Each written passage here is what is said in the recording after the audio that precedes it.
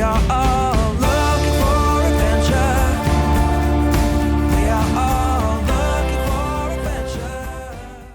Bonjour les amis, c'est Simon de Sens Vitae. Aujourd'hui, nous sommes en compagnie de Dr Woods du cabinet vétérinaire Animalia. Dr Woods, comment gérer l'incontinence chez le chien?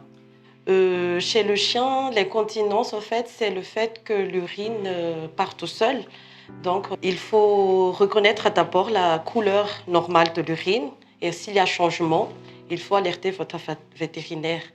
S'il y a, par exemple, un changement du volume, il faut aussi aller consulter. Et aussi, si c'est vraiment parti très loin, c'est-à-dire il y a du sang dans l'urine, là, ça devient très urgent. Il faut aller directement chez votre vétérinaire. D'accord, donc si l'incontinence paraît anormale, Mhm. donc par exemple il y a du sang ou le volume est plus important que d'habitude ou moins important que d'habitude, à ce moment-là, il faut se poser des questions et aller voir son vétérinaire. Mais est-ce qu'il y a des manières d'éviter que le chien soit incontinent? Le fait qu'il y a l'incontinence, c'est qu'il y a déjà un problème beaucoup plus profond.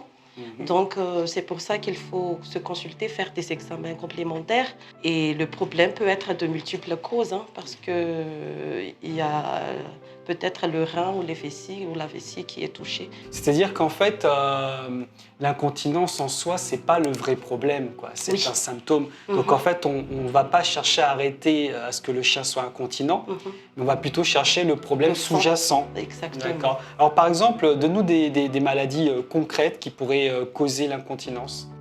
Par exemple, lors de problèmes métaboliques, c'est-à-dire il y a un il y a une carence dans leur alimentation. Il y a aussi les chocs.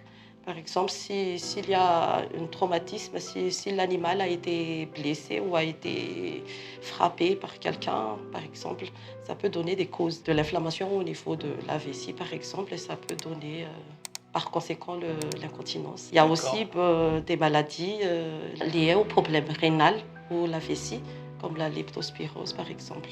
Donc, D'accord. il y a beaucoup de maladies. Beaucoup de maladies sous-jacentes possibles. Donc, quand votre chien est incontinent, le mieux, c'est évidemment de l'emmener chez votre vétérinaire pour essayer d'en comprendre la cause. Et dans tous les cas, si cette incontinence est sanglante ou volume inhabituel, là, ça doit vous alarmer et c'est une urgence à traiter. Exactement. Merci beaucoup, Dr Woods. À très bientôt, les amis. À bientôt. Oh, we are all